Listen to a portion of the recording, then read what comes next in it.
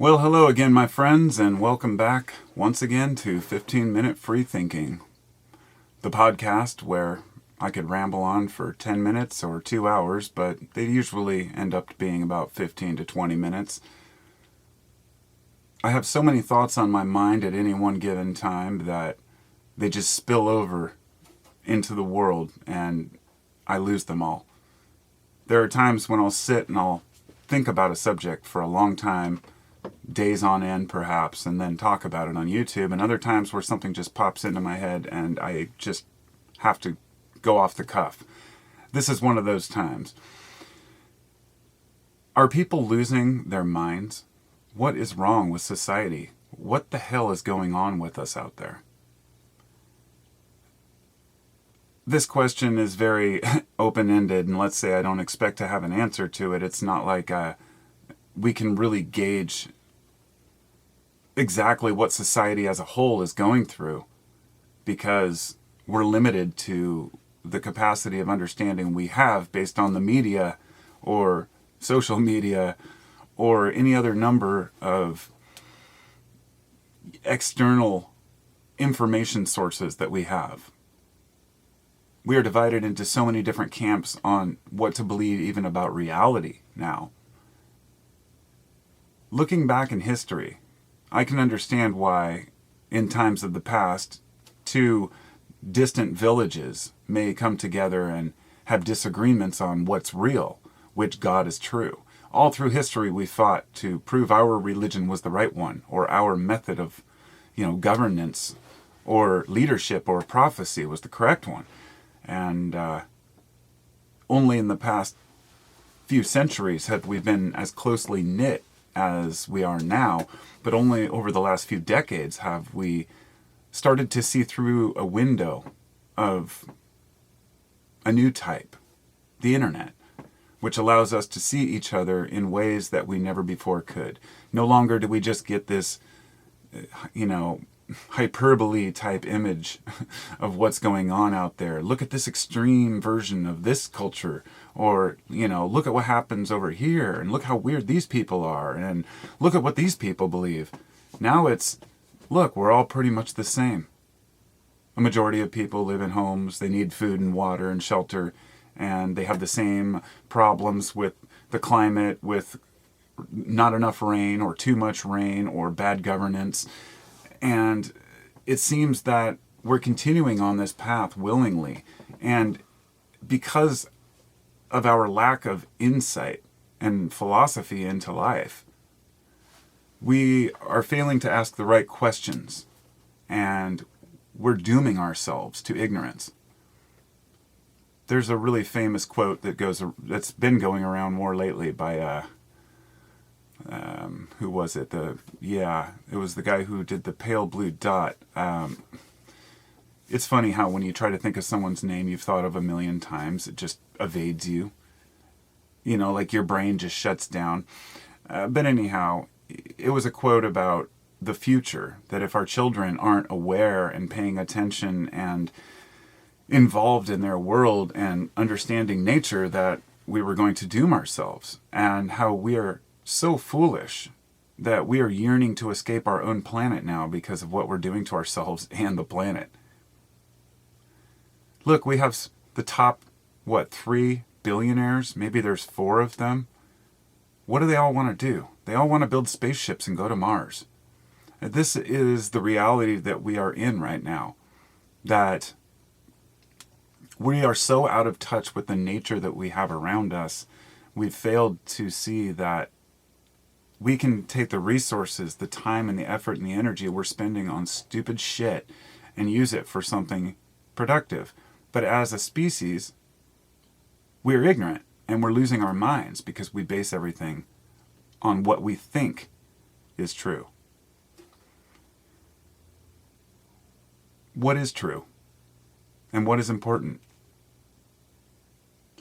I have a book in front of me, and I think it is probably one of the most useful and important, maybe not books, but collection of ideas that can come in many different books and forms. And it's called Enduring Issues in Philosophy. It has several chapters in the book, But mainly it's condensed down to, I believe, 5 main chapters here. The first one is, what can we know? And this is broken down into claims and then rebuttals to those claims. For example, the first one is, all knowledge is gained through reason. The next one says, all knowledge is gained through the senses. So that's Descartes and John Locke opposing views on reality. And it breaks it down and picks it apart. So chapter 1 is, what can we know? Chapter 2, what is ultimately real? Chapter 3, does God exist? Chapter 4, what is morality? And chapter 5, how are governments constituted? Now, these are all kind of the same points I was discussing, and some of the ones that we've continued to argue about over time. These are the things that we really need to work out. But there's a few highlighted sentences in here that I want to read. The first, it says, I'll just read them back to back. No great advance has ever been made in science, politics, or religion without controversy. The next says, most philosophical thinkers are ordinary people who are not aware that they are engaging in philosophy. And I highlighted that one because I find it extremely important. So many people don't realize, they think of philosophy as something else. If you think about life and you process ideas, you are a philosopher. I mean, it's not something that you have to take a class for. There's a big misconception here. And it says, philosophy is a systematic way of examining life and is a valuable tool for this purpose. Remember to remain unintimidated by philosophers or authors. Read and think some more. Consider what other equally qualified people have to say. Practice some philosophical detachment yourself. Do not expect to completely understand everything the authors have to say. That is a lifelong journey, not a bridge to cross. And that context is basically saying that it's kind of like when you're young and you may believe that when you become an adult, you're going to figure something out. All of a sudden you're going to realize, oh, this is what life's about. Now I have the truths and the answers. And you quickly realize as you become an adult that adults are just as foolish as the kids out there. So right now we have adults that are acting like children.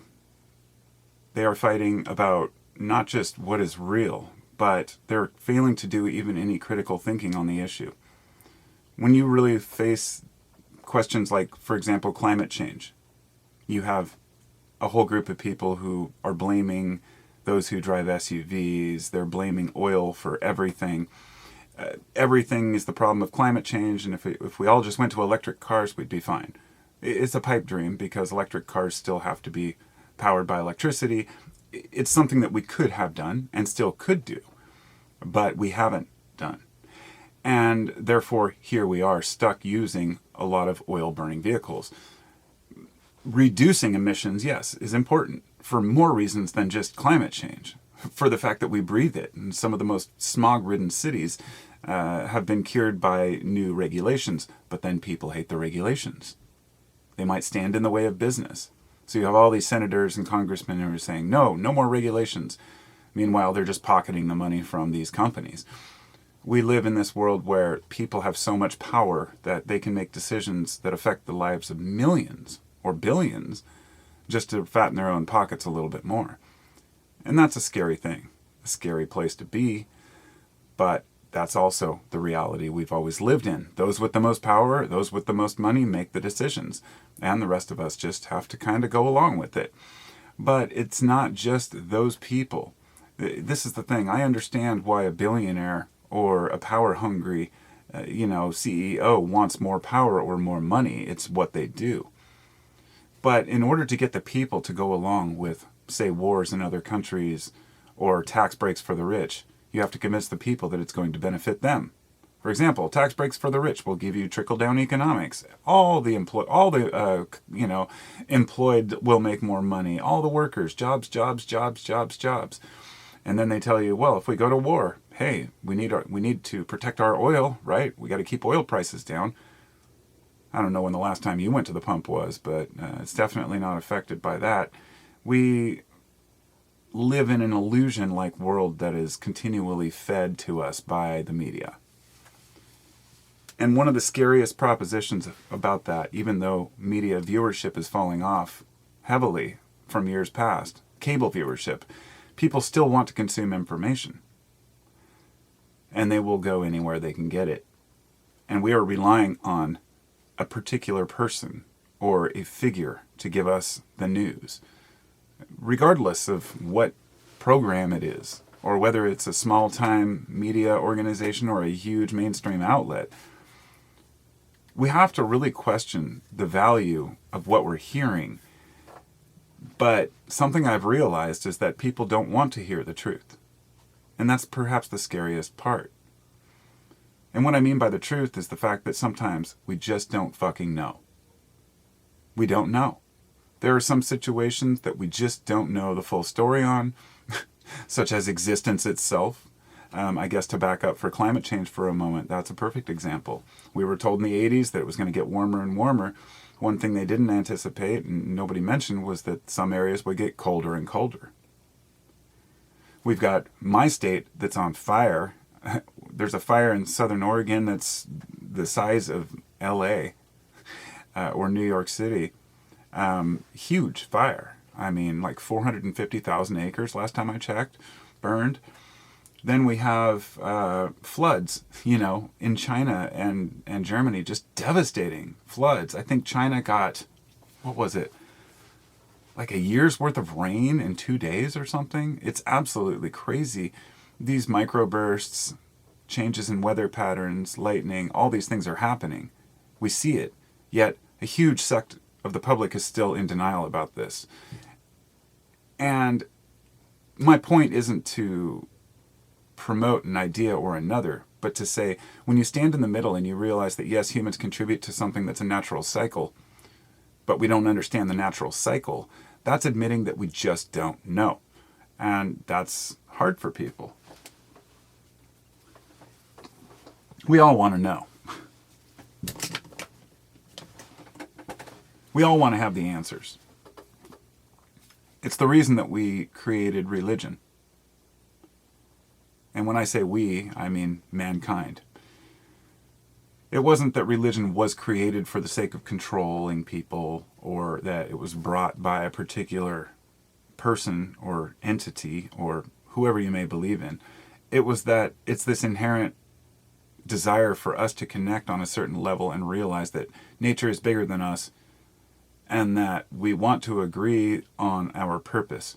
It's a very difficult thing to navigate in today's world because there are so many different cultures, so many different religions that we can all see through the window of our internet, right on our phones every day. It's kind of scary to think that nobody's really in control of the ship.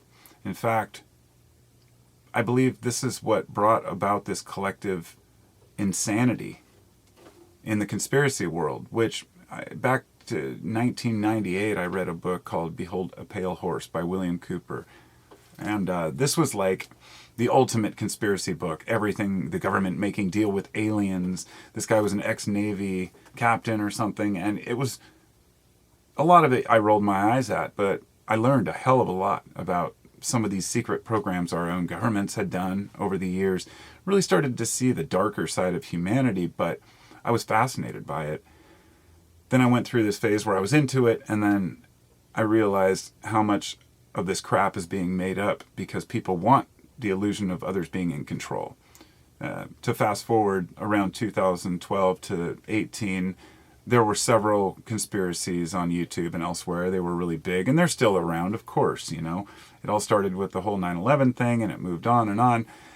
Everything became a conspiracy. And then pretty soon, any single thing that happened on the news, within 10 minutes of it happening, there was already guys like Alex Jones out there saying it was all staged.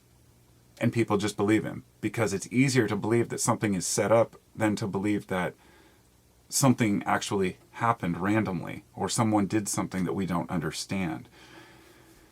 To give you a bigger example, let's talk about this idea of a new world order. It's a fact that there are people behind closed doors who make decisions that affect us all. And it's also a fact that these people have meetings, like the Trilateral Commission or the Bilderberger meeting. All these things I'm well aware of. Or down in the Bohemian Grove, where they all dance around the owl effigy and do mock sacrifices. Would be like a Burning Man for billionaires, as someone said. But these things don't give me I don't get the same picture that human beings are that in control and that organized. In other words, there are several different groups of billionaires who work together for the sake of fattening their own pockets. But the power that we give people over us is far greater than the power they actually have. My point being that there's always going to be folks who are out there pointing and telling society what to do, making laws to benefit them and their crony friends. There will always be this hidden darkness out there, people doing things behind closed doors. But the scarier that they seem, the more power we give them, and the minute you start labeling them as actual different entities like reptilians, things like that, that's when things get out of control and people feel like they have no control. In other words, we have to be on some baseline reality in order to function. Even talking about this, I remember one person was so... I've had a few haters over the years. I mean, there's guaranteed by the time you've watched this part of the video, you can look down and there will already be a thumbs down, because there's a few people who just click on every one of my videos just to vote it down because they don't like me for one argument or discussion we had, whatever it might be. I have no idea, because people rarely actually express their real issue. They just get all angry and think that thumbing down something is the solution, whatever. Even, videos about like a dog or running in the park or a positive, they want to hate. I've had it, but to think that bothers me, it would be ludicrous compared to some of the shit I've had. There's a video that's still up. I think it's like, Carpo, you have stinky feet or something, or your feet stink. It was this, I believe the person was trans, and I said something about trans people, and I don't recall exactly. Maybe it was Native American. I don't remember the specifics. Actually, I think she was Native American, and I said something about Indians using the term.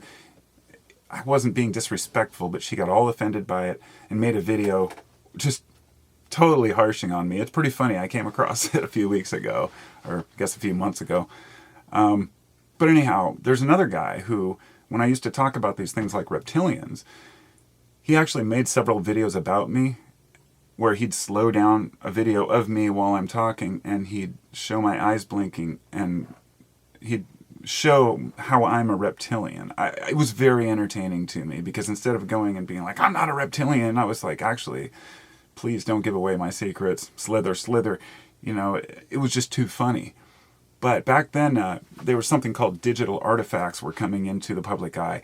That's where digital cameras, they have the way they operate. It's like the layering that they use and the types of, I can't recall all the terminology, but they're called digital artifacts, where it makes things look like they're not, because it's transferring from frame to frame, and as you pause it, you'll see these like flickering eyes.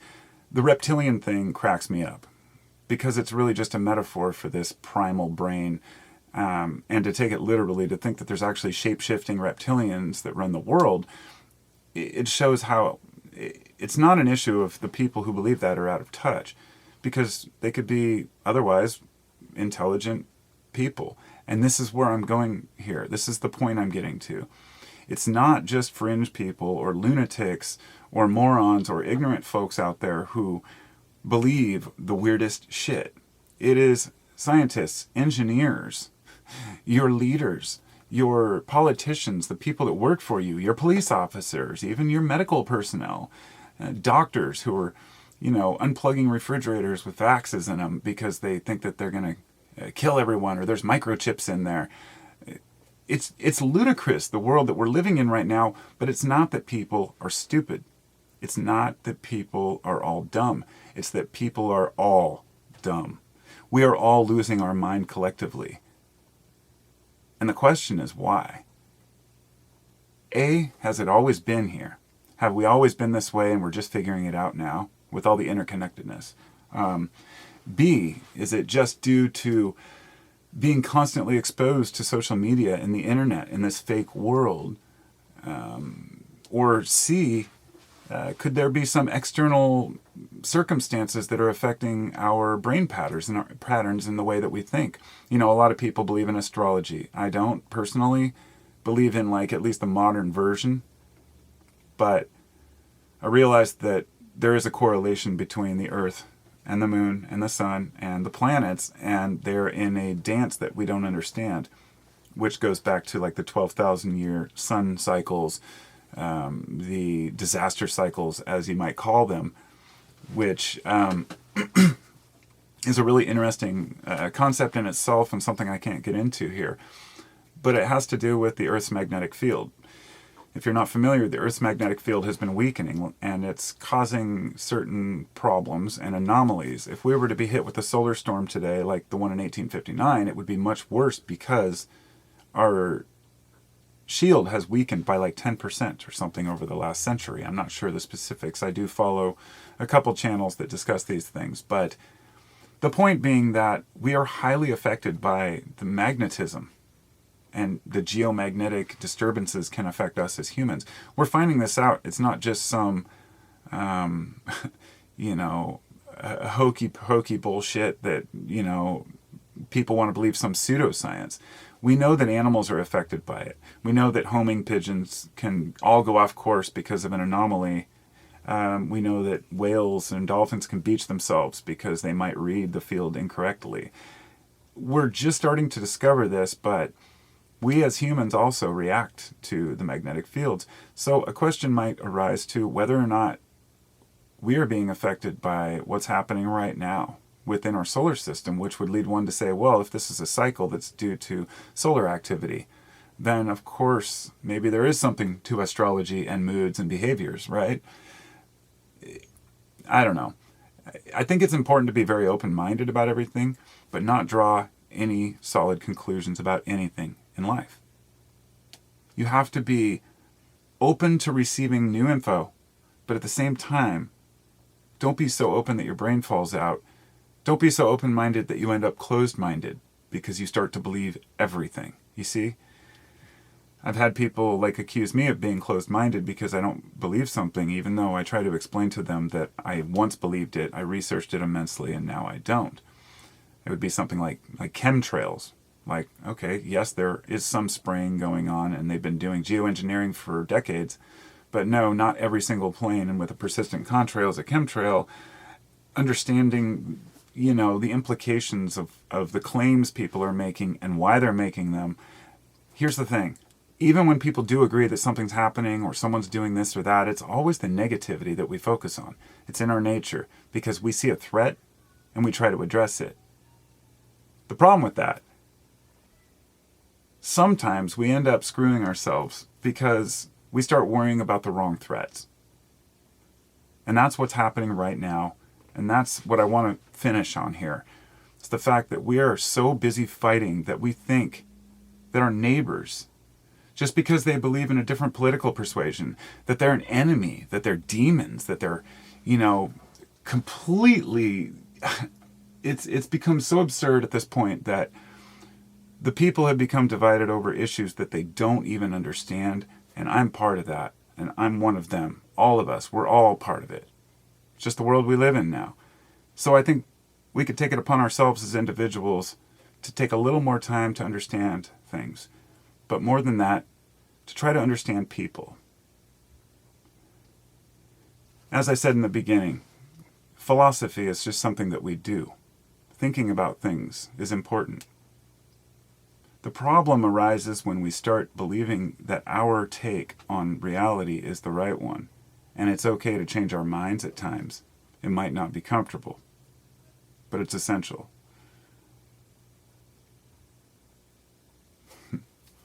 It's interesting, the hubris of humans, We cause problems, and then we celebrate our ability to fix our own problems. Is it our job to maintain the planet or just to repair the damage we've done? These big questions. Or do we just do what we do?